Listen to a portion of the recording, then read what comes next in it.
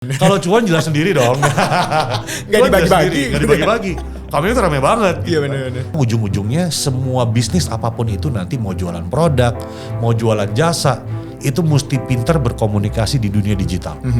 Itu udah apa ya? Keniscayaan menurut aku. Waktu di kami dulu kita tuh jadi kayak stepping stone-nya YouTuber besar. Oke. Jadi kalau YouTuber kreator baru mau masuk YouTube, biasa bikin program dulu sama kita, terus mereka jadi lebih gede, kita ditinggalin biasanya. Tapi apa sih UMKM-nya boleh di-spill nggak sih? Ada banyak kok, ada. Banyak.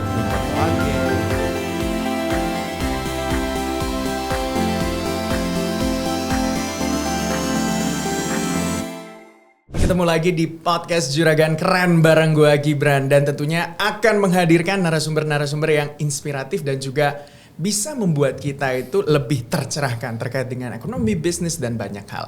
Kali ini gue sudah kedatangan narasumber yang sangat menginspirasi menurut gue. Bisa dikatakan seorang entrepreneur, seorang influencer, atau juga bisa dikatakan mungkin calon menteri ekonomi, atau mungkin calon menteri UMKM, menteri koperasi dan UKM. Karena kan kalau kita lihat secara bisnis ini sangat menyasar UMKM. Siapa lagi kalau bukan Mas Oktora Irahadi. Hai, selamat apa nih ya? Selamat pagi, siang, sore, selamat pagi, malam. siang, sore, malam lah ya.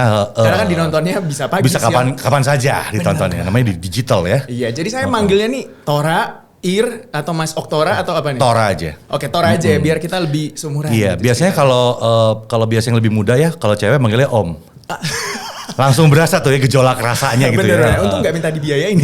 Biasanya begitu tuh, makanya deg-degan gue kalau dipanggil Om. Mau sukses itu nggak gampang, butuh kerja keras dan pengorbanan. Gak bisa cuma nunggu peluang datang. Kalau kata orang bijak, waktu adalah uang. Harus berani ambil peluang.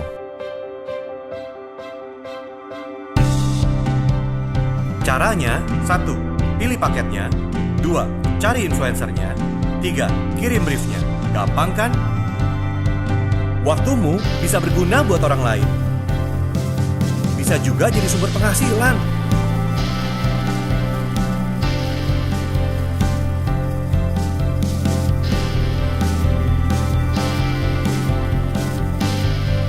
Dan yang pasti, semua happy. Bangkit dan tumbuh bersama untuk Indonesia dengan Invina. Oke, nah ini ngomongin soal apa yang kita mau bahas hari ini Yes. kan terkait dengan bisnis dan juga Invina.id. Ini adalah salah satu, mungkin boleh diceritain dikit sebagai intro. Jadi gue tuh ada gambaran terkait dengan Invina ini. So, hai semua, nama gue Oktora dan saya CEO dari Invina.id. Invina ini sebenarnya platform satu pintu untuk membantu pemasaran UMKM. Karena kita sadar banget lah ya, terutama waktu kena COVID tuh semuanya bisa dari rumah semua, dan ujung-ujungnya banyak banget UMKM yang kesulitan untuk bisa memasarkan produknya di dunia digital. Jadi Invina sendiri tadinya awalnya itu mengumpulkan, karena kebetulan kami udah di pekerjaan sebelumnya udah punya 3.000 database lah ya, anak-anak muda yang bisa bikin konten gitu. Akhirnya Invina ini melanjutkan dari apa yang dilakukan oleh pekerjaan sebelumnya, kita kumpulin anak-anak muda juga untuk supaya mereka pintar bikin konten. Nah, nggak cuma diem bikin pinter konten aja, tapi kita langsung kasih cuan. Artinya apa? Kalau udah pinter bikin konten, ini ada UMKM yang butuh bantuan lo untuk dibuatkan konten, either jualan, jasa, segala macam kan. Jadilah kita kawinkan nih si anak-anak muda ini, anak mahasiswa gitu ya, kita kawinin sama UMKM supaya bisa saling bantu. Mimpinya simple banget sebenarnya. Ini contoh ya, ada satu tempat misalnya kalau di Solo pasar apa? Pasar Klewer ya kalau nggak salah. Klewer ya? Iya. Klewer kalau Beringharjo Jogja ya? Iya benar. Klewer lah, misalnya ada anak muda nih kena COVID nganggur nih, nggak tahu mau ngapain. Akhirnya mereka join ke Invina, belajar cara bikin konten seperti apa. Nah, setelah mereka pintar belajar bikin konten, mereka pergi aja ke Klewer. Mereka foto-foto, mereka jualan sendiri. Jadilah sentra Klewer di misalnya di Lokapasar ya, bahasanya kalau bahasa Kominfo tuh Lokapasar. Bahasa e-commerce lah ya, jualan di e-commerce, pasar Klewer. Ibu-ibu yang di pasar Klewer jualan tuh nggak perlu jualan. Anak muda ini aja yang jualan. Oke. Nanti akhirnya bingung kan, kok laku sih, kok barang aku dibeli terus. Nanti ujung-ujungnya ibu-ibu ini akan ikutan dong, saya mau dong jualan online gitu. Oke, berarti mempertemukan antara pelaku UMKM betul dengan kreator yang betul. bisa dikatakan sebagai marketingnya gitu ya. Betul. Jadi membantu juga UMKM, karena kalau kita tahu nih Sobat Cuan, 60% ekonomi Indonesia atau PDB Indonesia itu ditopang sama UMKM. Betul Makanya banget. dengan tujuan Pak Jokowi nih 2045 itu UMKM-nya semakin maju, atau bisa dikatakan UMKM-nya ini semakin terdepan, jualannya juga semakin meningkat. Itulah kita mengundang Mas Tora di sini. Jadi kita mau ngomongin soal dan sharing terkait kiat dan juga tips gimana nih ceritanya agar seorang anak muda nggak takut menjadi seorang entrepreneur. Sip. Tapi kita awali dulu nih. Ini kan banyak orang mungkin yang masih bertanya-tanya, Mas Tora ini backgroundnya apa sih? Kenapa sih tiba-tiba bisa buat Invina gitu ya? Atau kenapa tiba-tiba interest dengan yang namanya UMKM? Kenapa nggak bikin satu korporasi yang gede aja gitu ya? Atau mungkin yang bukan menyasar soal UMKM? Bisa nggak sih diceritain terkait background keluarganya dulu? Aduh, ya, lahir di mana, sekolah di mana gitu ya. Terus kenapa bisa tiba terfikirkan buat Invina? Oke, lahir Jakarta tentu saja. Saya masuk di golongan Gen X sebenarnya. Oh, bukan baby boomer? Bukan baby boomer, jangan dong. Aduh tuh, kan gue masih Gen X lah ya. Tapi kebetulan bergaulnya banyak sama Gen Z dan Gen Y gitu. Nah, awal mula saya bekerja itu mungkin kalau tahu dulu, kalau sadar atau enggak tuh Android kan baru masuk 2010. Sebelumnya ada BlackBerry. Iya benar. Gue masih dapat tuh. Saya pekerjaannya dulu gini, masukin barang dari Hong Kong ke Indonesia. Masukin BlackBerry lah. Pokoknya paling model paling baru. Jadi kerjaannya cuma itu dulu. Jadi udah tau lah ya cara jualan seperti apa. Bahkan sebelumnya udah sering jualan di Kaskus. Dulu Kaskus kan forum jual belinya kuat gitu kan. Lalu saya bergabung di mailing list. Jadi kerjaannya dulu gini, mantau mailing list. Ini gak punya kerjaan apa-apa ya. Mantau mailing list. Mailing list tuh isinya orang-orang yang hobi sama gadget. Jadi mereka tuh kerjaannya coba gadget, 2 minggu dijual lagi. Itu harga kan udah, namanya gua gadget ya. Begitu beli harga berapa, begitu dijual harganya udah rontok kan. Kalau saya lihat harganya masuk, saya beli, saya pindahin ke Kaskus. Jadi itulah awal mula saya berkenalan dengan jual beli online. Sama juga di Kaskus ada barang murah. Saya pindahin ke mailing list tersebut. Nah itulah awal mula saya jualan barang online lah. Baru setelah itu saya masukkan barang yang tadi BlackBerry tadi tuh. Jadi black market lah ya, quote unquote kita ngomongnya black market. Walaupun resmi sebenarnya, tapi sebutannya black market. Nah itu seminggu, sebulan saya bisa jual 2.000-3.000 piece. Wow. Jadi it's a very good money ya, terutama di profitable banget lah gitu. Nah dari sana terakhir tuh pokoknya saingan makin banyak, akhirnya saya berhenti, terusnya masuklah ke media. Jadi dari satu majalah anak muda, saya di situ lah. Mungkin tahu kali Provok ya. Pernah dengar nggak ya? Pernah ya. Provok itu majalah gratis buat anak muda zaman 2009-2010 tuh gede banget mereka. Mereka pokoknya seru lah di sana. Jadi belajar berkenal sama dunia anak muda nih. Kalau anak sekarang ngomongnya culture ya. Itu ya sebutannya. Jadi kita lihat, anak muda sekarang kayak gini nih. Makanya saya nggak pernah hilang dari pergerakan anak muda nih. Masih di Gen Z, masih ikutan juga, di Gen Y ikutan juga gitu. Nah dari situ saya masuk ke agency. Begitu masuk ke agency, sebelumnya masuk di e-commerce. E-commerce belum zaman sekarang. Pernah dengar mungkin namanya multiply.com. Jadi dulu tuh tempat buat ngeblogspot. Itu tapi isinya rame. Jadi udah kayak Facebook lah, tadinya tuh lebih gede dari Facebook. Dari sana Multiply dirubah jadi e-commerce. Itu tahun 2011-2012 gitu. Nah sampai akhirnya Multiply cabut, saya masuk ke agency. Masuk dunia agency, masuk dunia kreatif tuh. Bikin konten, bagaimana caranya, gimana caranya bisa ditonton sama masyarakat lah gitu ya. Nah dari sana saya pindah ke, kalau mungkin tahu, Cameo Project lah di YouTube dulu. Tapi memang saya nggak pernah muncul sekali-sekali lah ya. Kalau lagi butuh om-om gitu, biasanya gue muncul. Butuh om-om senang tuh gue muncul tuh kayak gitu. Perlu pria hidung belang gue muncul tuh biasanya gitu. Nah di sana mungkin sekitar 5 tahun sampai akhirnya saya buka Invina ini.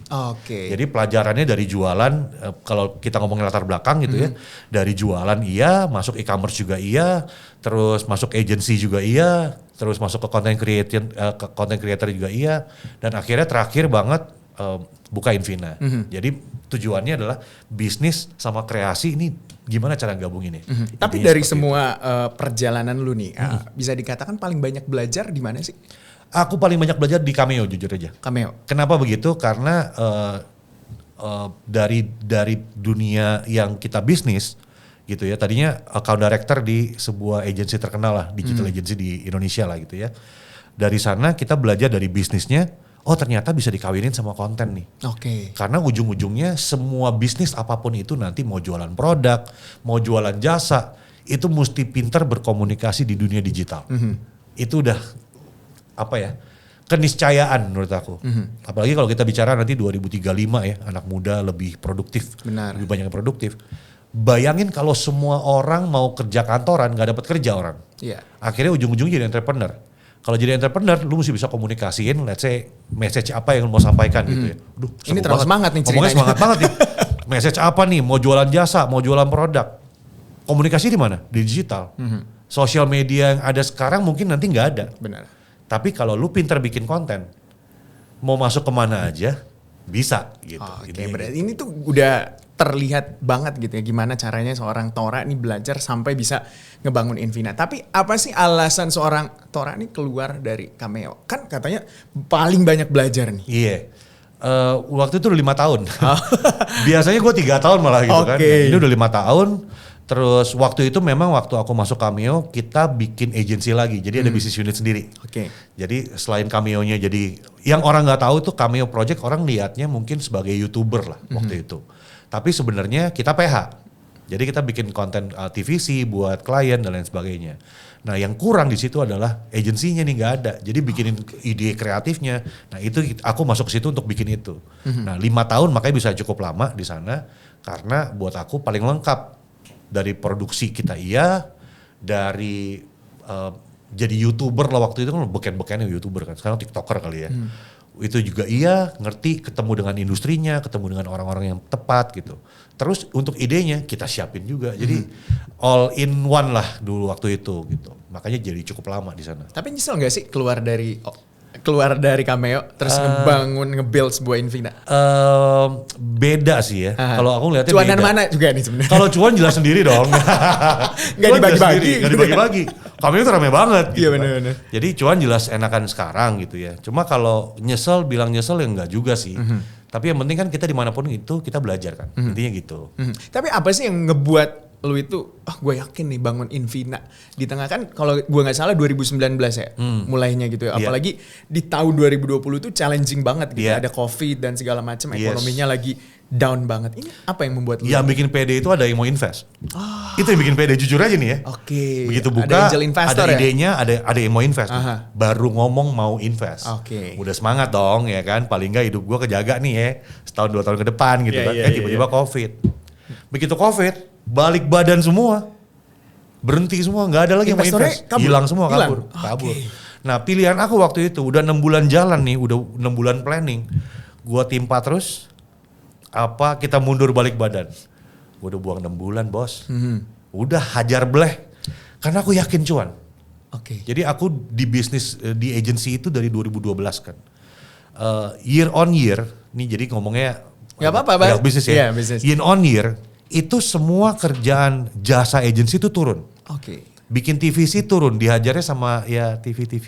Ya, oke. Iya, kan? Konvensional ya? Konvensional, karena alat udah ada, orang udah ada, tinggal bikin. Kalau benar-benar. kalau ini kan mintanya macam-macam kan gitu. Nah, yang aku lihat nggak pernah turun itu adalah bisnis influencer. Itu nggak pernah angkanya turun, selalu naik. Dulu kecil banget 1%. Tiba-tiba klien mulai naik ke 2% budgetnya mereka setahun. Lalu naik 3%. Terakhir aku dengar udah 20%.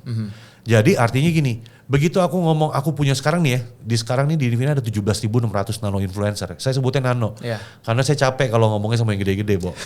Banyak maunya ya? Mintanya macam-macam. Nelpon juga susah banget ya kan. Pak boleh gak saya ditelepon jam 5 pagi? Ya, orang masih tidur ya gitu kan ya. Udah waktunya posting nih. Iya udah waktu posting jam 5 pagi. Iya dicuekin. Saya pernah 1 bulan dikacangin sama influencer. Oh ya? Udah deal, udah kontrak, klien udah oke dengan timeline semua, dicuekin 1 bulan. Wow. Tapi klien tetap minta, ya udah kita lanjutin. Ya tinggal kemurahan hati klien ya ujungnya gitu. Ya, jadi aku pikir yang lebih membutuhkan ini adalah nano-nano influencer ini. Yang masih belum tahu mau jadi apa. Karena kalau kita ngomong fair nih, tanya anak muda sekarang nih, mau jadi apa lu? Mau jadi kreator? Dari tahun dulu kan mau jadi YouTuber nih waktu saya di Cameo, mau jadi YouTuber. Sekarang mau jadi TikToker. Ya istilah kata mau jadi kreator lah gitu ya. Dari misalnya kita ngomong 2 juta anak muda, berapa sih yang jadi kreator beneran? Padahal setiap minggu muncul hero-hero baru nih. Iya. Di TikTok muncul tiba-tiba. di gengnya aku sendiri aja kemarin dalam 3 minggu ada satu akun namanya Dias iklan. Cari aja sendiri. Dia cuma cerita atau nggak cita-cita zaman saya tuh namanya cerita 3 vampir. Indonesia vs Soviet lawan Amerika, adu kuat-kuatan negara gitu, tapi bukan adu perang ya, adu apa yang lucu-lucu. Ceritanya cuma kayak gitu doang. Itu cerita dead jokes menurut aku. Dalam waktu 3 minggu followernya 350.000 di TikTok. Cek aja. Ya emang si TikTok tuh growth-nya gila growth-nya banget. gokil, orang suka sama dia, video ditonton ujung sampai ujung, itu rame. Ya itu ada teori konspirasi sendiri ya. Benar. Ada teori untuk growth hacknya si TikTok. Tapi aku lihat nih tim aku udah paham banget nih cara growth hacking si TikTok gitu. Nah jadi itu aja contoh satu dari kreator yang dari nol bisa 350.000 dalam waktu 3 minggu. Oke. Itu baru satu. Gimana yang lain? Mungkin dalam waktu dekat ada banyak nih yang muncul lagi. Nah kalau semuanya udah jago bikin konten, saingannya gimana? Nah, jadi maksud aku gini, aku cerita bisa cepat bisa lama. Tapi paling enggak sebelum lu jadi kreator sungguhan, banyak loh kerjaan lain. Contoh affiliate marketing, kita kan ngomongnya cuan nih ya. Affiliate marketing, bikin konten sekali. Konten yang lu buat itu ditaruh keranjang kuning kalau di TikTok. Kayak gua. Iya kayak lo. Yang beli bisa 10 sehari. Benar. Ya kan? Dapat 15% atau gedean 15% ya. 5% lah. Ya 5 lah. Taruh lah dapat 10.000 perak lah. Tapi sehari ada yang beli 10. 100.000. Diam-diam di rumah aja. Sebulan 3 juta. 3 juta. Lumayan kan? Iya. Tapi emang sih kalau gue lihat selama pandemi dari 2020 sampai 2023 ini tuh pertumbuhan konten creator terus juga ya anak-anak muda banyak banget mengisi di semua lini-lini sosial media gitu. Yeah. Karena ya bisa dikatakan bukan juga isi money karena kan harus memutar Mesti otak mikir, juga mesti gitu ngerti kan. lah ya. Gimana sih? Tapi menurut gue akhirnya anak muda itu semakin lebih kreatif. Betul. Dalam membuat konten, terus akhirnya lebih produktif. Betul. Dan juga akhirnya bisa menghasilkan uang gitu kan. Jadi nggak perlu ya bukan kata nggak perlu sekolah, perlu juga sekolah. Cuma lebih tepatnya akhirnya anak muda Indonesia itu jauh lebih produktif. Akhirnya banyaklah tercipta anak muda yang pendapatannya gila-gilaan dari sosial media. Tapi ketika pertama kali meluncurkan Infina.com, boleh nggak sih dicerita juga berapa sih influencernya, terus growth-nya sampai dengan 2023 ini udah sebanyak apa? Jujur ya, aku tuh lagi miara macan tidur. Oke. Sebenarnya kan macan tidur nih. Banyak orang sekarang 17.600 itu sudah sekitar dari setahun yang lalu aku berhenti untuk akuisisi. Kenapa? Karena paling tidak 17.600 orang ini dapat kerjaan dari Infina dulu deh. Benar. Gitu. Bayangannya gitu. Kalau nggak dapat kerjaan nanti dia ngomong, oh bohong lo gini. Nah macan tidur nih, tinggal gigit balik nih gitu. Jadi memang kita stop dulu untuk akuisisi, tapi walaupun demikian masih tetap aja ada yang join 1-2 gitu. Karena kebutuhan kan aneh-aneh ya. Sekarang klien lebih mikro, lebih lokal, hyper lokal. Oke. Jadi kayak klien beauty tuh nyari hyper lokal tuh, nyari kreator-kreator lokal gitu. Jadi dimanapun Anda berada saat ini mendengarkan, ada potensi buat Anda untuk cari cuan. Intinya gitu. Di ujung kabupaten tier 3 pun ada potensi cari uang. Nah itu penting mesti ditahuin juga. Nah kita sih ngelihatnya growth-nya lebih baik tahan pelan-pelan dibandingin cepat-cepat naik. Nanti malah digigit macan gitu. Jadi lebih santai lah gitu. Nah awal kita masuk 3.000-an, jujur 3.000. teman-teman ngomong 3.000-an influencer kan 3.000 nih udah ada database-nya.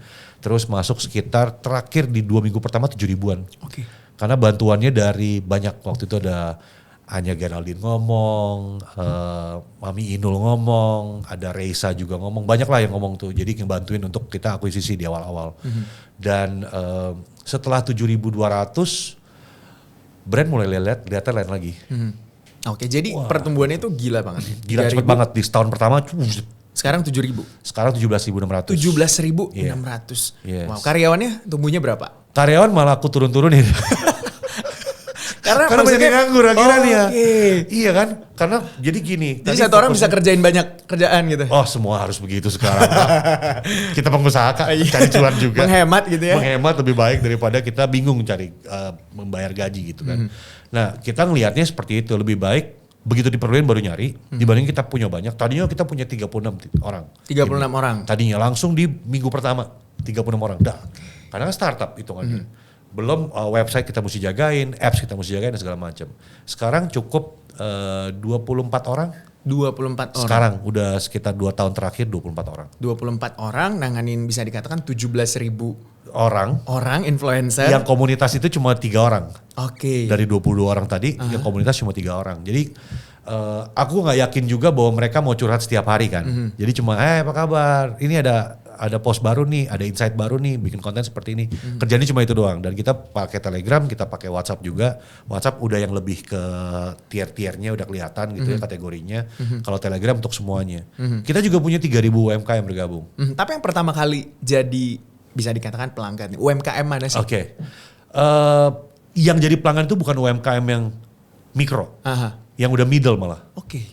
Ya, karena mereka yang udah tahu cara branding, terus perlu untuk Marketing perlu untuk marketing dan sebagainya. Malah yang mikro-mikro ini malah kita ajarin. Jadi kalau banyak pertanyaannya gini, Kak, aku nggak punya budget nih Kak, gitu ya. Gimana dong caranya nih jualan pastry-nya Mama gitu, pastry-nya Mama. Punya temen nggak? Punya. Ya udah suruh teman-teman lo aja yang ngepost. Simpelnya kan gitu. Teman-teman duluan yang promoin gitu kan. Kalau enak bilang keluar, kalau nggak enak bilang ke gue gitu kan. Bayangannya gitu, simpelnya seperti itu. Dan itu selalu aku pakai untuk misalnya usaha baru yang akan ngepost. Aku juga sama, Invina bukannya kita, kan investornya kabur. Jadi pakai duit pribadi? Duit pribadi dan pertemanan. Oke. Teman-teman nih kenal, sering nongkrong bareng. Lu postin dong, cuma ngajak orang doang kok. Kan waktu di Cameo dulu kita tuh jadi kayak stepping stone-nya YouTuber besar. Oke. Jadi kalau YouTuber kreator baru mau masuk YouTube, biasa bikin program dulu sama kita, terus mereka jadi lebih gede, kita ditinggalin biasanya gitu. Tapi apa sih UMKM-nya boleh di-spill gak sih? Oh jangan deh, nanti diomelin. Ada banyak kok, ada minuman kolagen, ada yang pokoknya mereka udah paham lah bahwa sebuah bisnis itu perlu branding. Nah kelas-kelas yang aku bikin ke UKM pun sama. Kamu buka toko di sebuah mall, itu kan mesti sewa, bayar air, bayar karyawan, bayar listrik, itu kan modal. Benar. Sama, digital juga sama. Lu buka toko di lokal pasar, mesti ada modal nih. Modalnya apa? Bisa macam-macam. Mau kasih diskon, mau pakai influencer, mau pakai ads, sama. Jadi ngomongnya sama gitu. Cara berpikirnya bahwa waktu lu buka toko, lu udah sewa tempat, sama. Buka toko di lokal pasar atau di e-commerce juga sama. Benar. Ada modal, ada yang mesti lu kerjakan. Kalau nggak punya uangnya, ya paling nggak lu pintar bikin konten dulu deh. Nah tapi ngomongin soal Invina juga, apa sih yang membuat berbeda gitu dengan talent management mungkin yang lainnya gitu kan? Kan banyak nih yang menyediakan jasa-jasa seperti ini, tapi apa yang membuat beda? Yang beda sebenarnya yang paling simple, report kita bagus, kita bayar tools mahal. Oke. Itu satu, report kita bagus, kita kasih insight buat brand. Jadi sekarang kita punya 18 brand di internal. Mereka nggak retain, tapi mereka paling tidak sebulan pasti keluar uang lah, pasti mereka spending. Itu satu. Yang kedua, Invina sendiri ya, ini kalau kita ngomongnya tadi ke brand ya. Yeah.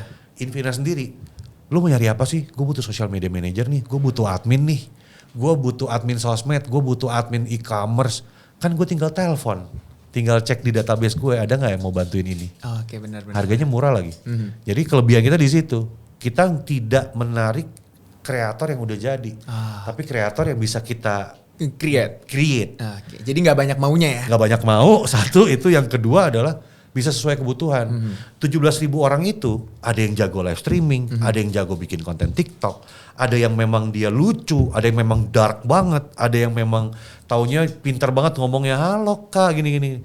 Kita sesuaikan dengan kebutuhan masing-masing aja. Iya, gitu. benar-benar. Bayangannya seperti itu. Iya, jadi gue tuh bisa menarik gambaran. Tadi gue garis bawahin, kalau mau dimanapun daerahnya sampai di ujung daerah tier 3 juga itu, yang penting kita bisa ya buat konten lah ya intinya. Karena kan kita lihat tuh ciri khas dari konten creator di semua sosial media itu berbeda-beda banget ya, punya ciri khasnya masing-masing. Jadi nanti Invina yang mengarahkan sesuai dengan kebutuhan kita cari brand. Sesuai kebutuhan brand ya. Bener banget nih. Tapi apa sih yang jadi milestone gitu? Atau mungkin juga kesulitan apa ketika pertama kali seorang Tora ngebangun Invina? Oke. Invina sekarang ada Invinanya, udah ada apps-nya. Di 3 bulan pertama kita punya agensi influencer marketing. Setelah 1 tahun kita punya telemanajemen sendiri. Setelah 1 tahun kita punya inkubasi sendiri. Oke. Sekarang lagi rame-rame live stream, kita punya studio sendiri. Oke. Jadi kita nggak langsung sekali buka, buka semua, nggak berani. Karena kan sekali lagi investornya nggak ada gitu kan. Ini kan kita lagi ajojing sendiri nih, kita pelan-pelan aja. Kebutuhannya apa? Awal masuk tahun 2023 semua UKM nelpon ke Invina, chat, mintanya live streamer dong. Baru kita bikin kelas live streamer, baru kita rekrutmen gitu. Jadi seperti itu cara mainnya. Tapi intinya gini, kita udah punya database-nya nih. Sama seperti dengan semua brand-brand dan aplikasi yang ada. Udah punya database-nya nih, mau diapain database-nya? Simpelnya gitu ya. Benar. Sekarang kalau tuh punya 17.600 orang bisa bikin konten. Ada yang bikin konten masak, ada yang bikin konten mama. Bisa bikin media gak gue? Bisa. Bisa Banget. Nah, paling gak homeless media lah. Iya, tapi ya semua segmennya udah ada gitu. Masuk semua, mau ibu-ibu ada. Sekarang semua brand cari ibu-ibu. Iya. Ada beberapa brand yang pegang yang cari beauty dan segala macam. Karena ibu-ibu banyak banget, pintar banget jualannya. Dan lebih pintar jualan daripada laki-laki kan. Kan gitu. baru-baru ada yang 43M pas live streaming gitu kan. Aku udah ngobrol sama dia. Oke. Dia gak ada apa-apa, yang penting positif aja. Jadi kunci dia cuma positif aja, waktu live kamera on langsung semangat aja gitu. Oke, gak banyak maunya juga. Gak banyak macam-macam, orangnya on enak banget. Gila banget kalau 43M satu hari seru ya? penjualannya seru banget orangnya ya. enak banget lagi. Jadi bisa dikatakan Invina ini menghubungkan antara creator dan juga pelaku UMKM agar bisa lebih terlihat dan juga penjualannya semakin meningkat. Betul. Jadi menurut Tora nih, menurut lu nih Mas, apa sih sebenarnya yang paling membuat Invina ini berkontribusi besar banget terhadap kemajuan UMKM di Indonesia? Aduh. Ini agak berat nih pertanyaan. Siapa tahu lu jadi menteri. Aduh. Jujur ya, masih kecil banget. Artinya gini, UKM di Indonesia ada 13 juta yang terdaftar. Terdaftar artinya punya SIUP lah ya, surat izin usaha kali ya. Iya benar-benar. Punya PT, punya CV, punya UD gitu ya. Sisanya yang jual dari rumah lebih banyak lagi. Let's say, kita ngomong 2 kali lipat lah, 26 juta lah. Invina baru udah 3.000 Pak. Jauh. Malu banget. Udah punya kontribusi. Paling enggak kontribusinya gini. Kita sering tuh ya bikin kelas-kelas gratis. Kebetulan disponsorin juga. Terima kasih Kominfo. I love you gitu. Kita bikin kelas benar-benar gratis. Yang kita undang tuh yang kayak ya Louis Scarlett yang ngomong. Kocun belum sih. Louis Scarlett, terus ada beberapa kreator-kreator yang cepat banget naiknya. Itu yang kita undang-undangin biasanya. Lalu kita targetingnya lebih ke affiliate marketing. Oke. Nah, artinya gini, kalau ada UKM datang ke aku ya. Ada brand datang ke aku kemarin. Dia mau live, aku bikin idenya gini. Namanya Waktu Indonesia bagian live. Setiap hari Jumat jam 7 malam live. Jualnya obat batuk coy. Oke. Tapi buat brand itu hal yang menarik kan. Gitu. Ini hal yang baru nih. Jualan obat batuk. Jualan obat batuk live selama 1 jam di let's say TikTok gitu. Itu brand suka banget yang kayak gitu-gitu. Itu buat mereka tuh PR gitu ya. Nah sekarang bayangin aku punya 500 aja orang yang bisa bikin konten jadi affiliate marketing gitu. Satu brand UMKM datang ke aku. Kak mau dong sama affiliate marketingnya? Boleh. Aku ada 500 orang mau buka toko berapa banyak? Kan aku tinggal nanya gitu, mau buka toko berapa banyak? Kalau beli, let's say lu buka toko di mall sebulan 20 juta mungkin bisa dapat 100-200 orang. Artinya sekali bikin konten ada 200 toko baru nih jualan produk yang sama gitu. Nah sesimpel itu kan, jadi apa sih, apakah Invina sudah memberikan kontribusi? Saya jujur paling dari kelas-kelas gratis, itu yang ikut bisa 600-800 orang gitu ya, lumayan loh, UKM banyak yang masuk. Ya mungkin kurang kontribusinya ya.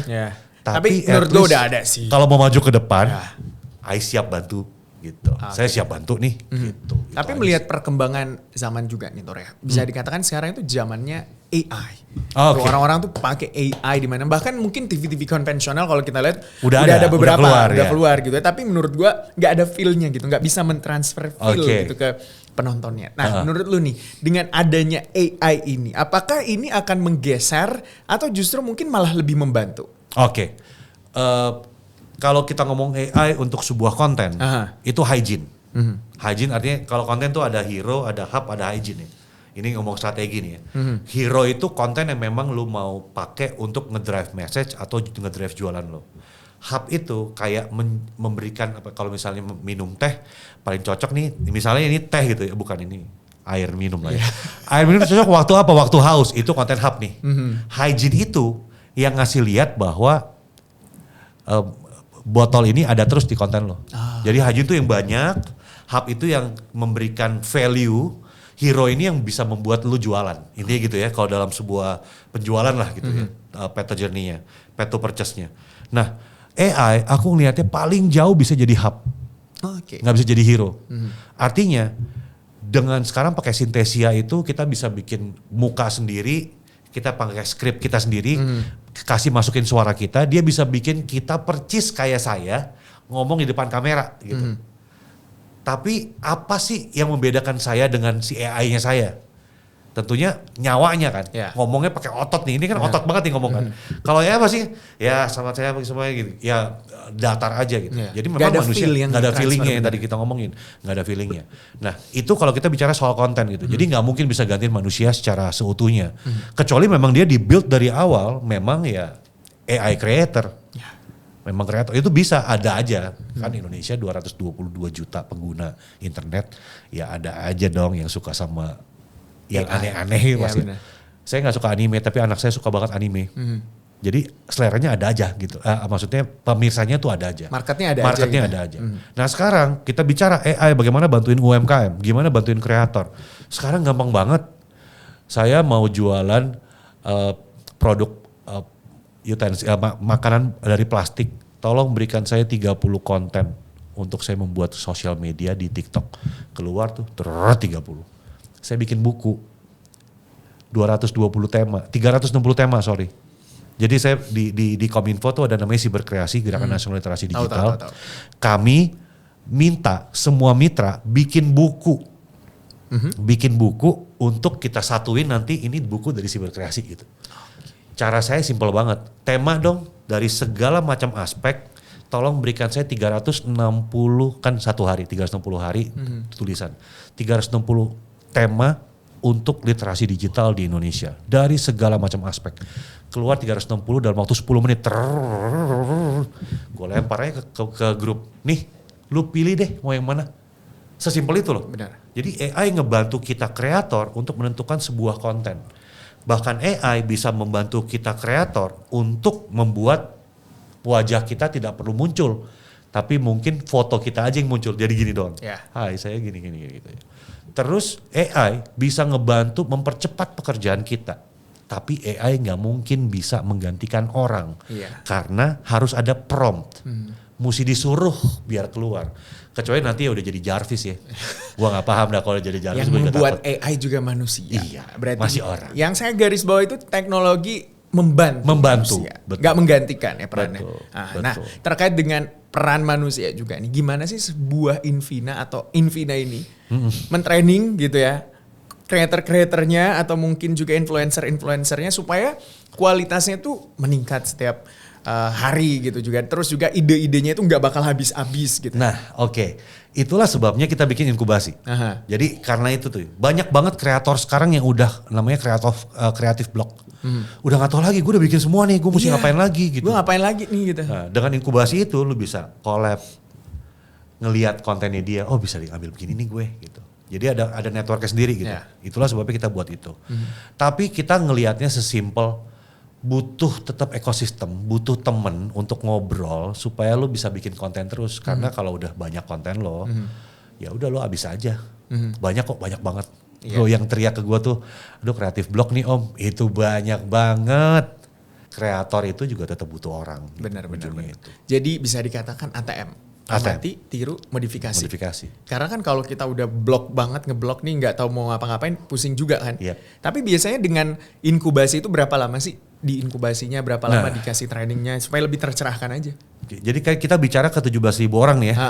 17.000 orang ini cuma 10% yang mau. Ya udah gue kerjain 10%. Jadi sesederhana itu. Sampai yang 10% jadi sesuatu, yang lain ikutan nih, gue mau dong jadi live streamer dong. Oke. Kita bikin kelasnya lagi. Jadi benar-benar kita nggak ngotot untuk nge-push orang cepet. Apa namanya itu karbit deh. Segala hal yang di karbit tuh nggak ada yang bagus. Buah juga di karbit nggak bagus. Hasilnya mungkin nggak bagus. Yang kedua duitnya juga nggak ada gue gitu karbit kan. Jadi ya udah sesuai kebutuhan aja. Kebutuhannya ada baru kita buat. Kebutuhannya ada baru kita buat. Nah along the way dia udah biasa bikin konten sama brand. Pasti ujung-ujungnya dia mulai ngerti brief. Dia mulai ngerti yang namanya main di TikTok nih begini yang laku nih, cerita dari orang ya. Jadi ngobrol kan, oh mestinya gini nih. Terus perlu nggak sih gue pakai lampu pagi hari, ada tulisan pagi hari. Malam hari biasanya kalau di TV ada apa tuh namanya, ada pendukungnya bridgingnya ya benar. Tiba-tiba ada bulan gitu. Ya. Digital nggak perlu, Mon. Waktu lu cuma 15 detik nih untuk narik pemirsa lo gitu kan. Jadi secepat mungkin akhirnya orang ngerti, oh iya nggak perlu nih gue pakai bridging lagi. YouTuber yang zaman dulu YouTuber terkenal, mereka akan sangat sengsara waktu pindah ke TikTok. Karena udah nggak butuh, tinggal tulisan doang. Pagi hari makan gini, siang begini, malam begini. Ujungnya call to action, udah sesimpel itu. Kalau YouTube nggak kayak gitu. 3 menit format, 5 menit format. Diceritain dulu pagi-paginya, pagi hari. Nanti sorean dia pakai sarungan. Dia seperti menceritakan bahwa ada ceritanya storytelling. Storytelling penting. Tapi waktu masuk ke dalam sebuah platform udah beda lagi rasa storytellingnya gitu. Tetap mesti ada, tapi bagaimana caranya cepet. Sekarang tuh banyak meme yang a few moment later. Ya, nah, itu. Supaya lebih singkat aja sih sebenarnya. Cepet. Karena kan TikTok itu utamanya kalau kita ngomongin TikTok ya, itu harus simple, padat dan juga jelas. Apalagi 5 detik pertama itu sebuah jualan banget. 3 malah. 3 detik, 3 detik pertama itu sebuah jualan banget. Tapi gue mau minta pendapat lu. Apa yang membuat, ya tadi gue garis bawahi, orang yang atau YouTuber itu ketika pindah ke TikTok struggling banget. Sementara yang udah gede di TikTok terus tiba-tiba switching ke YouTube itu malah jadi gede gitu. Oke. Jadi YouTube itu di-build-nya high quality. Walaupun bukan high quality yang kayak di film gitu ya. Jadi biasanya YouTuber itu sewaktu udah mulai terkenal, dia punya tim sendiri buat produksi. Waktu lu punya tim sendiri buat produksi, itu angkanya naik, Pak. Artinya butuh Astrada, butuh camper, butuh apalah editor, itu kan. Editor segala macam. Jadi mereka punya tim sendiri. Begitu masuk ke TikTok, cuma pakai handphone satu, kelar. Ngedit sendiri pakai CapCut. Post. Jadi satu orang bisa ngerjain pekerjaan semua orang tadi yang di YouTube. Nah, YouTuber yang mau pindah ke TikTok yang udah punya pantat gede nih, yang udah punya tim nih, akan jadi bingung ya. Gue mesti gimana ya gitu. Yang paling benar adalah, nggak tahu kenapa ya, terakhir yang terkenal kan podcast gitu, dipotong-potong lalu masuk ke TikTok satu-satu yang paling menarik. That's the real deal-nya udah untuk YouTuber yang sekarang nih. Tapi YouTuber yang skit-skit, yang sketsa, ya udah menyesuaikan diri dengan TikTok yang cuma dalam waktu 30 detik udah bisa menyampaikan segalanya, 15 detik. Apalagi awal-awal ya, sekarang malah TikTok bisa long form tuh. Tapi dulu YouTube juga kan landscape, sekarang bisa potret dengan short. Jadi di awal-awal untuk perpindahan dari YouTube ke TikTok, pertama dari tim aja gede banget timnya. Yang kedua gaya mainnya yang biasanya landscape sekarang jadi potret. Terus apalagi banyak banget deh bleedingnya. Yakin-yakinnya banyak YouTuber yang bleeding masuk ke TikTok. Tapi beda cerita kalau mulai dari TikTok. Gue udah biasa yang sederhana aja. Orang nonton kok, yuk kita pindahin ke YouTube yuk. Caranya gimana? Di-compile aja nih. Masukin ke YouTube. Blast. Jadi panjang kan, long form kan. Akhirnya kita bisa lihat lagi, oh udah masuk nih, maksudnya udah masuk tuh. Dapat ikannya nih, udah ada penontonnya nih. Begitu penontonnya udah ada dan kita lihat penontonnya sukanya apa, baru si TikToker ini bikin sesuai dengan kesukaan penontonnya. Kan market bicara soal pasarnya seperti apa.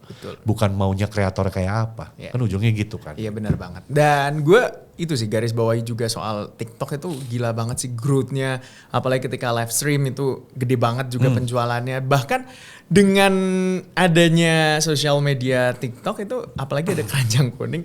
Membuat orang tuh semakin lebih mudah gitu ya. Lebih mudah untuk mau buru-buru. Mau belanja gitu ya. Bagi 50.000. Iya apalagi dengan diskon ongkir atau enggak ada ongkir itu. Sangat membantu juga para UMKM utamanya kalau ketika penjualan juga menurut lo. Betul. Jadi kalau aku lihatnya gini, this is a very good time in history ya, terutama untuk marketing ya. Karena biasanya gini, marketing nggak mau disamain sama sales. Pokoknya spending lu buat marketing nanti akan terrefleksi di sales, nggak bisa langsung. Gitu. Sekarang waktu live streaming ada pembeli nih langsung beli. Iya. Sales langsung. Gitu. Betul. Nah, yang menarik adalah format ini bukan format baru. Adalah beberapa home shopping itu yang mengisi acara tengah malam ya kan, jualannya jam bertatahkan berlian. Kalau bisa ada selama sejak gue kecil tuh umur berapa ya? Let's say ya umur 20 gitu udah ada itu. Sekarang gue udah 25 tahun lah umurnya. 25 tahun itu dia masih ada, jam bertahta berlian itu tetap jualan. Handphone berarti kan bertahta ada yang beli kan. Yeah. Simpelnya gitu, ada yang beli kan. Berarti marketnya ada. Sekarang cuma formatnya dipindahin, tadinya di TV, masuk ke digital, plus langsung bisa, kalau dulu kan gitu, pakai kartu kredit Anda telepon ke nomor telepon hotline ini gitu kan. Kalau sekarang enggak nih, keranjang kuning langsung aja buy now check out sekarang. Dibikin lebih cepet, nggak perlu telepon etalase lagi. Etalase ini, 5, 7, 8, ayo beli sekarang. Artinya formatnya udah ada sejak dulu, sekarang cuma digedein aja di digital gitu. Jadi I think TikTok is mengambil momentum dengan tepat ya, apalagi dari rumah COVID kan. Benar. Dari rumah aja gue duduk-duduk belanja gitu. Nah that's terminologi yang dipakai namanya social commerce. Social commerce di seluruh dunia itu kenaikannya 300%, 3 kali lipat, bahkan mungkin 3000%. Aku udah nggak tahu deh, karena yang ngitung itu juga ketinggalan lah ya. Kalau tahu TikTok tuh nggak buka data sembarangan. Benar-benar, gue setuju. Tapi kalau kita ngomongin case nih, misalnya gue nih seorang yang mau buka bisnis, terus juga ya bisnisnya nggak gede, pasti kecil-kecilan dulu nih. Terus juga bingung nih mau mulai promosinya gimana sih, atau gimana sih cara mengundang orang biar tertarik, interest gitu, beli produk gue gitu. Apa sih yang bisa gue lakuin, mulai titik start awalnya itu dari mana? Nah ini menarik dari digital, menurut aku gitu ya. Tadi sempat dibahas di awal di depan nih, bahwa kalau kita buka toko offline, kita udah mesti punya modal buat sewa toko, sewa karyawan, bayar listrik, kendaraan kita naik bensin aja dari rumah ke toko kita mesti hitung gitu kan. Nah begitu digital, buka toko dulu aja. Habis buka toko terus gimana?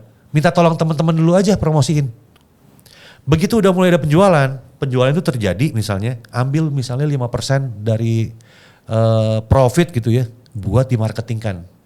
Baru pakai tuh influencer yang dibayar misalnya. Jadi bisa pelan-pelan. Budget pertama itu bisa pelan-pelan. Bandingkan dengan toko. Kalau buka toko bener kan langsung mesti sewa ini paling nggak udah 60 juta sendiri, 70 juta sendiri gitu. Kalau online kan tinggal buka aja. Nanti pelan-pelan udah ada duitnya, pakai ads-nya misalnya di Topet gitu ya, pakai ads-nya Topet. Itu ads harus ya teman-teman. Enggak, karena kan mau gak mau. Terus kalau mereka bikin 77, 88, 19, 10, 11, 12, 12. Harus ikutan? Ikutan. Karena itu kan tujuannya bukan masalah jualannya. Muka lu kelihatan aja. Barang yang kita jual kelihatan aja. Jadi bayangkan marketing, belum ada orang yang tahu toko kita, belum ada yang tahu barang kita seperti apa, bagus apa enggak. Kita harus bikin orang tahu kita jualan, barang kita bagus, ada yang review dan segala macam. Yang cara paling gampang adalah minta tolong teman. Yang kedua mulai pelan-pelan aja, nggak apa-apa kok. Budget punya 500.000, mulai 500.000. Punya 100.000, mulai 100.000. Biasanya tuh kalau di ads seperti itu ada berapa per klik, berapa perak per klik. Mesin akan memberikan acuan. Ini bisa 300 perak nih, taruhnya 100. Kalau works 300 perak ya. Kalau 100 perak kita lihat nggak works nih, besok naikin 150. Nggak works naikin 200. Aku sepanjang COVID kerjanya dari rumah, kerja cuma 2 jam. Kerjaannya itu Facebook Ads. Ngidupin keluarga juga. Oke, berarti bisa dikatakan mulainya dari situ ya, mulai dari temen, terus juga mulai pelan-pelan. Pelan-pelan. Budgetnya nggak usah gede-gede. Oke, tapi memang budget marketing ini secara overall ya, ketika memang bisnisnya growth, bisnisnya bertumbuh, mau dari mulai UMKM terus misalnya menjadi korporasi, big corporation gitu. Seberapa besar sih sebenarnya harus spending buat budget marketing? Persentase nggak ada.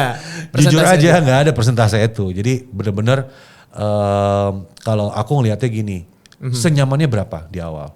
Biasanya udah begitu masuk, udah duitnya banyak nih, jualan ini terjadi banyak, dia akan semakin nafsu untuk ngebakar. Nah, begitu dia nafsu ngebakar, tadinya misalnya 500.000, dia naikin 10 kali lipat, jualan udah bentuk 10 kali lipat loh. Benar. Jadi rugi gitu, makanya mendingan pelan-pelan, bisa dicak gitu. Oh, kalau gue naikin 2 kali lipat jadi berapa nih ya? Cuma naik 1,5 nih, baru mikir lagi. Gue cukup segini nih, nanti gue mungkin mesti pakai channel lain nih buat ads gitu misalkan. Jadi memang mesti ada tuh yang namanya di digital A/B testing.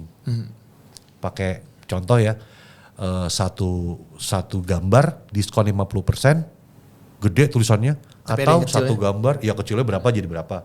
Atau satu gambar yang lain itu 5 juta langsung tinggal 2,5 juta. Sama-sama diskon 50% nih. Tapi orang nih lebih menarik kemana? Lebih menarik. Nah, itu namanya A/B testing, mana yang paling laku. Sama jualan juga begitu.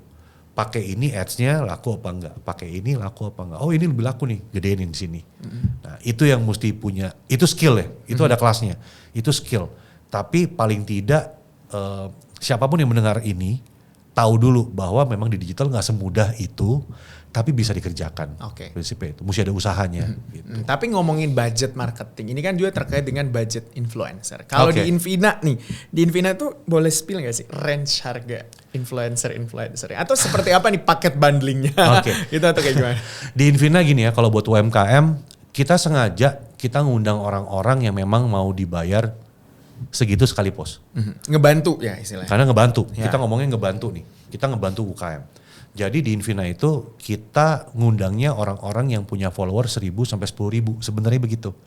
Satu post mereka kita hargain 30.000 sampai 50.000. Gitu. Ini untuk UKM ya sekali lagi ya.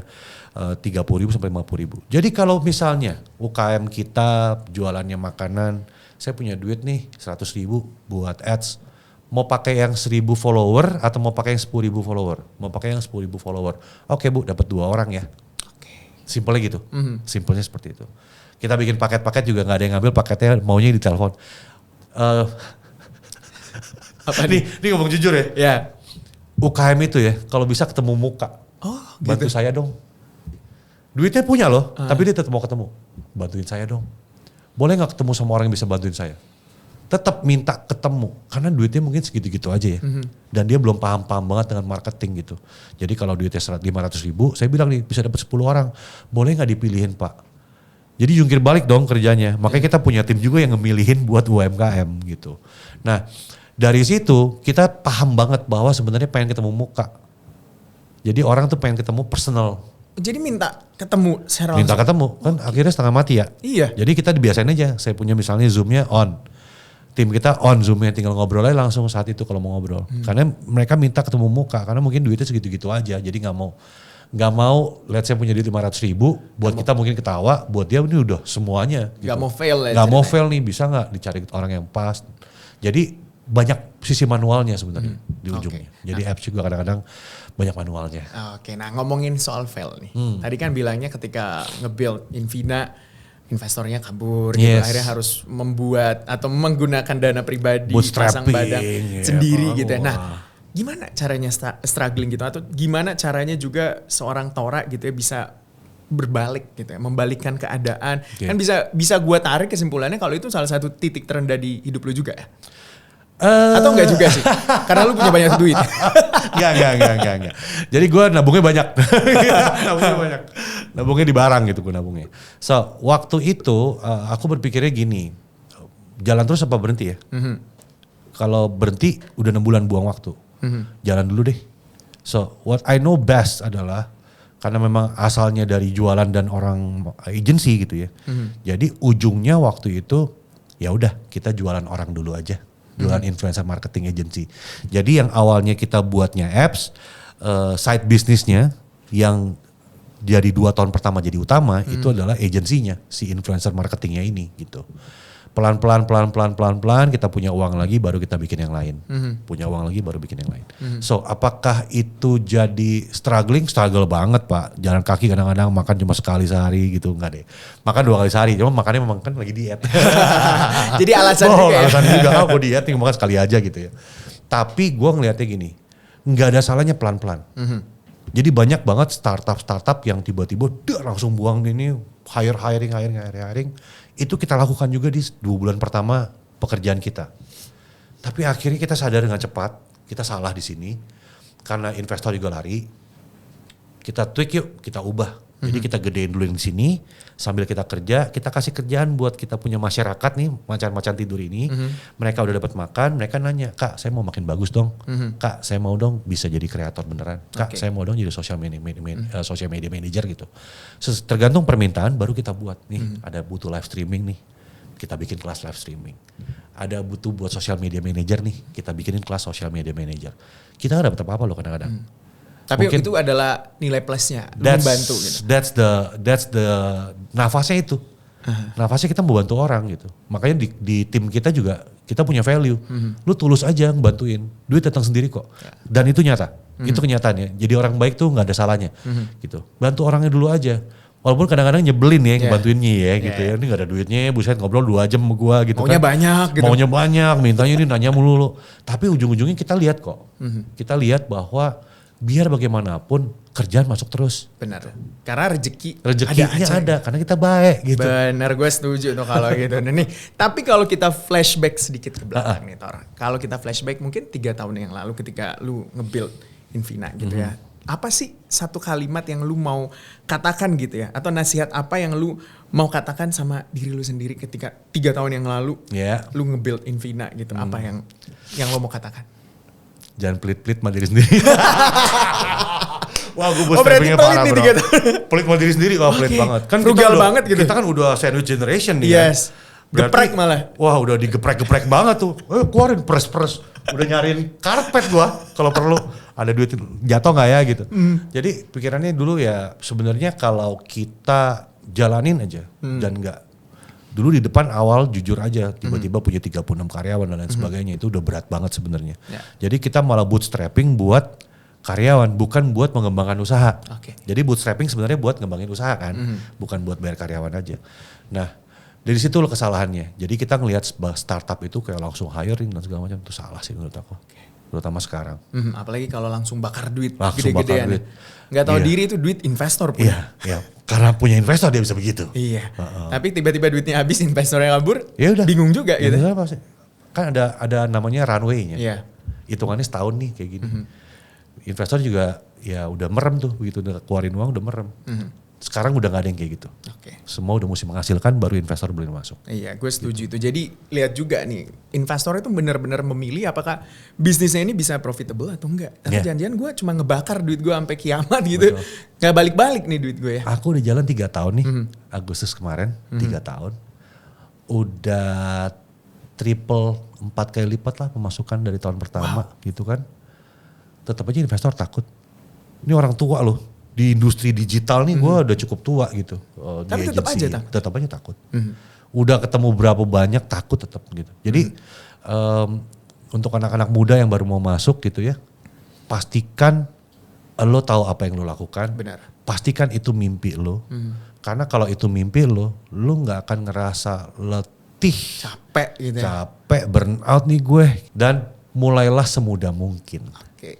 Belum punya tanggungan enak. Iya, Kalau punya tanggungan mikir lo, ngesot kiri ngesot kanan. Cicilannya kiri kanan gitu ya. Gimana nih? Gitu. Sekarang waktunya kalian maju deh. Benar. Yuk, hajar dulu aja. Gagal cepat langsung berubah dengan cepat. Gitu. Banyak kok.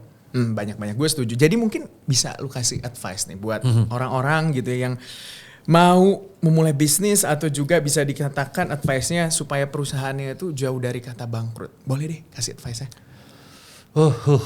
Advice-nya adalah Kan lu udah tua Udah ngelewatin.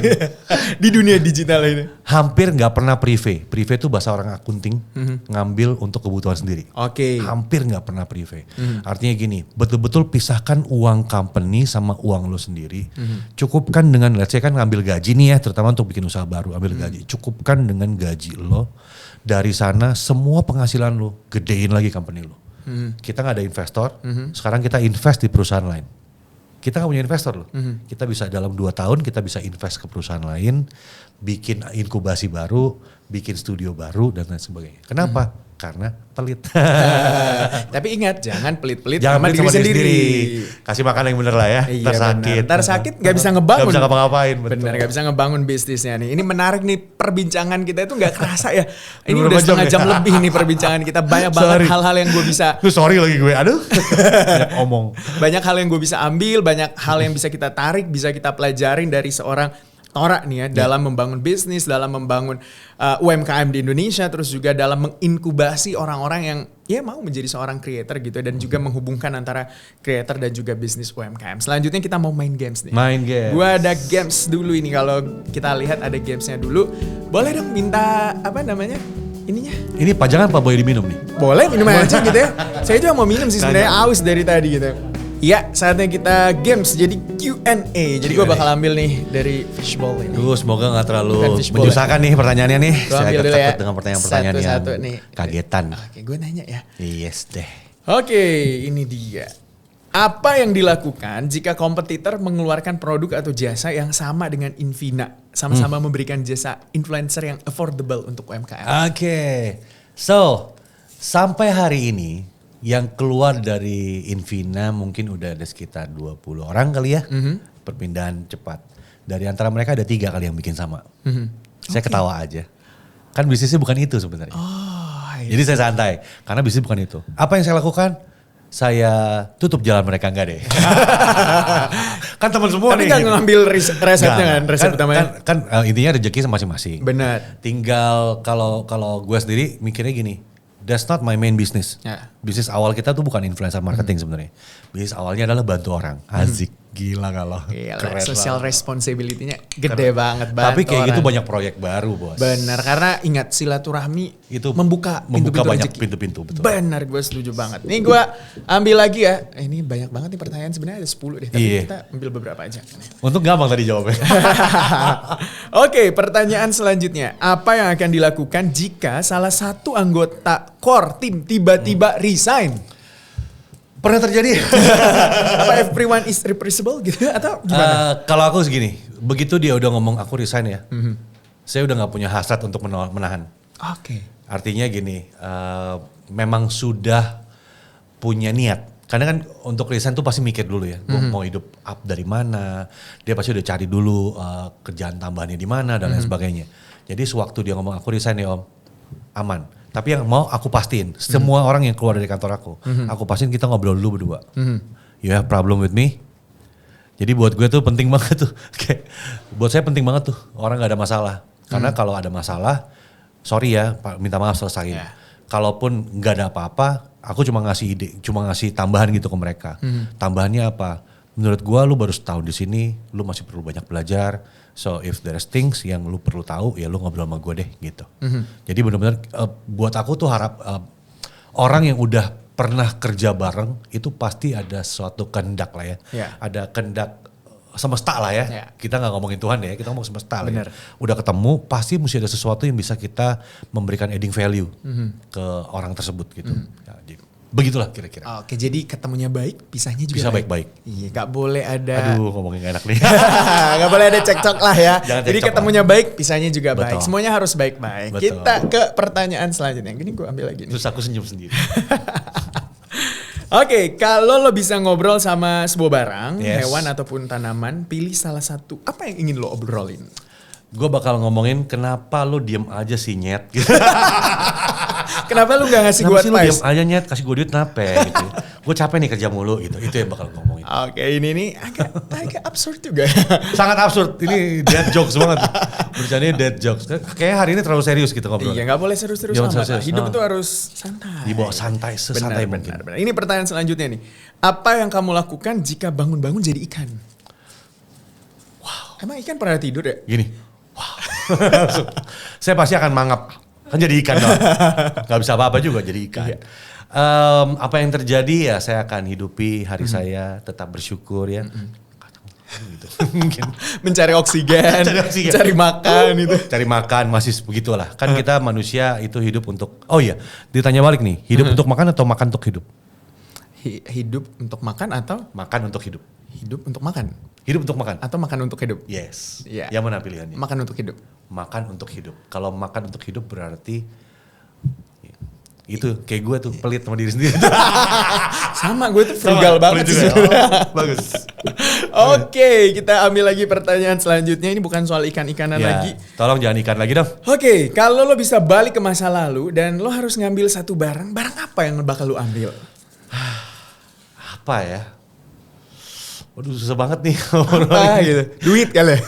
Karena gue ngeliatnya gini, hidup gue tuh kayak ada, kalau kayak peta perjalanan gitu ya, kelihatan banget jalannya. Kayak yang bisa lihat tuh yang atas gitu. Bukannya gue sangat Tuhan banget ya, tapi tadinya gimana gitu. Terus belajar soal jualan online, jualan barang. Ketemunya terpaksa jualan untuk menghidupi diri gitu di Kaskus sama di mailing list. Akhirnya tahu cara jualan online. Terus masuk ke media. Terus pernah siaran juga gue di Cosmo 5 tahun. Terus masuk ke e-commerce, masuk ke agency. Terus masuk ke content creator. Sekarang gue bikin Invina. Hidup gue tuh kayak segala sesuatu yang terjadi di belakang itu tuh mempersiapkan gue di hari ini gitu. Jadi gue ngeliatnya gitu. Jadi kalau ngambil barang apa, mungkin barang yang gue ambil mungkin dulu ya waktu gue ambil di Hong Kong nggak ada. Nggak, apa ya bingung. Barang-barang dari zaman dulu yang aku ingat banget itu tahu mainan Voltron gitu nggak? Tahu ya? Iya tahu aja. Voltron kan lagi terkenal banget sekarang. Bukan Gundam. Sekarang terkenal Gundam. Gundam. Tapi semua barang-barang memorabilia robot-robotan itu kalau kita nggak apa-apain itu harganya jadi berlipat kali ganda sekarang gitu. Jadi mungkin barang-barang itu. Oke, karena lu ibaratnya udah invest ke barang-barang itu. Bukan invest, gue dikasih bapak gue dulu. Satu-satunya memori yang gue inget dari bapak gue adalah satu hari gue ulang tahun kelas 6 SD, dia ajak gue ke Golden Truly zaman dulu. Itu di Gunung Sari. Kamu pilih mainan apa aja yang kamu mau. That's the only memory I have with my father. Bapak gue masih hidup ya. Sorry Pak. Tapi yang gue inget itu, lu bagi-bagi hadiah buat gue nih, gue ulang tahun. Jadi yang gue inget tuh gue ambil dulu ya Voltron gitu. Jadi kalau boleh ngambil barang itu yang gue ambil. Oke, ngambil robot-robotan. Terus gue simpen. Disimpan. Baru sekarang gue jual di eBay. Wah, menarik nih. Tetap aja cuan yang dicari. Cuan everything dong. Ini pertanyaan terakhir nih. Yep. Kalau lo bisa tuker tempat sama tokoh sejarah, artis terkenal, siapa yang lo pengen ganti? Soekarno. Kenapa? Lu mau terlibat dalam kemerdekaan gitu? Dia jago banget ngomongnya bro. Jago ngomong banget. Gilingan padi. Best, gila tuh. Gue pernah denger dia di mobil nih dari Bali ke Jakarta. Jadi gue lagi jalan bokap gue nih, lagi kayak road trip gitu dari Bali ke Jakarta. Bokap gue tinggal di Bali. Gara-gara COVID gue jemput balik ke Jakarta. Jadi begitu jalan itu kita dengerin pidatonya Soekarno. Gila men. Menggugah selera gitu kan. Pengen mukul orangnya rasanya gitu. Langsung patriotik gitu rasanya. Gila orang jago banget coy gitu kan. Kapan gue bisa kayak gitu ya. Terus bapak gue cerita. Jadi bapak gue dulu jadi cerita panjang lagi nih. Dikit aja spillnya. Jadi bapak gue tuh dulu ikutan KAPI kami gitu. Jadi waktu dia SMA apa SMP gitu. Dia ikut menggulingkan pemerintahan Soekarno by the way. Terus gue tanya dong. Orang kayak gini lu gulingin nih. Gila lo Pak ya. Saya juga bingung waktu itu. Mungkin propaganda. Waduh, jawabannya dia gitu. Jadi aku banyak belajar komunikasi dari bokap. Propagandanya jago bro. Jadi ngomong hal yang sama kita akhirnya jadi ingetnya begitu gitu. Nah belajarnya begitu. Tapi itu satu hal yang aneh dari sejarah kita bahwa orang seperti Pak Soekarno yang waktu dia pidato itu ditungguin orang di depan radio. Dalam 10 tahun bisa dijatuhkan. Mungkin menurut lu jago karena istrinya banyak gitu. Gimana? Istrinya banyak. Mungkin juga. Itu bukti bahwa dia jago ngomong. Jago ngecap gitu ya. Jago ngecap. Yang penting isinya ada. Wah itu sih men. Keren banget. Jangan sampai ngecap jadi marketing. Ternyata gak ada isinya. Ternyata kok ngomong doang. Gue setuju. Jadi itu tadi banyak banget yang kita udah bisa rangkum, kita bisa pelajarin, kita bisa ambil nih dari seorang Tora membangun Infina. Thank you banget Tor untuk waktu lo di hari ini. Tos dulu dong. Tos dulu biar gak selek.